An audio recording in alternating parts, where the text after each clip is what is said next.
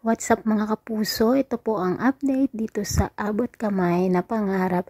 Dahilan nga po sa kagagahan o kalokohan na naman ni Moira dito sa engagement nina Carlos at Lynette, hindi nga po matutuloy ang kanilang kasal. Sobrang nagalit nga po si Doc RJ dito sa ginawa ni Moira at sinabi nga niya dito na kailanman ay hindi na siya mapapatawad nito.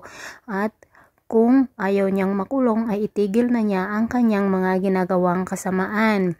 Hindi naman natakot si Moira dito sa sinabi ni Doc RJ, bagkus sinabi pa niya dito na walang kwentang asawa, walang kwentang tao at walang kwentang doktor si Doc RJ, kung kaya't sa galit nga po ni Doc RJ nasampal niya si Moira.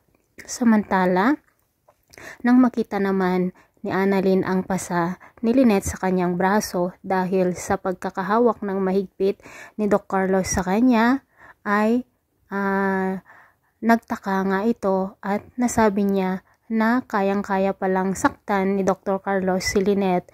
Ganito rin ang sinabi ni Giselle sa kanya na ngayon ay alam na nila kung ano talaga ang pag-uugali ni Doc Carlos, na kaya niyang saktan si Lynette ngayon pat hindi pa sila mag-asawa ay gusto na niyang mahawakan ang leeg nito o maging sunod-sunuran sa kanya.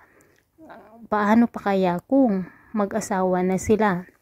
Samantala, sa pag-uusap naman ni Doc Carlos at Annalyn, gusto ngang humingi ng tawad si Annalyn dito kay Doc Carlos, kung kaya't pumunta siya sa kanyang office at may dala-dala pa itong regalo.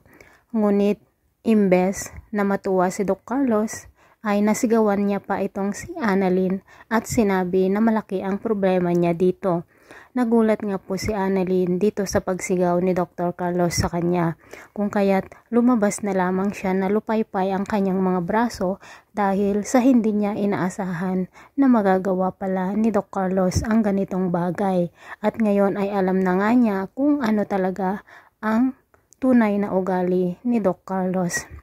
Sinabi nga naman niya kay Doc Lyndon ang nangyari, kung kaya't kakausapin naman ni Doc Lyndon si Doc Carlos at sasabihin dito na hindi pwede ang ginagawa niya dito kay Annalyn. Dapat maintindihan niya ang sitwasyon ni Annalyn dahil nga ay ama niya si Doc RJ, kung kaya't kailangan maging malapit siya dito at hindi niya dapat ipagbawal.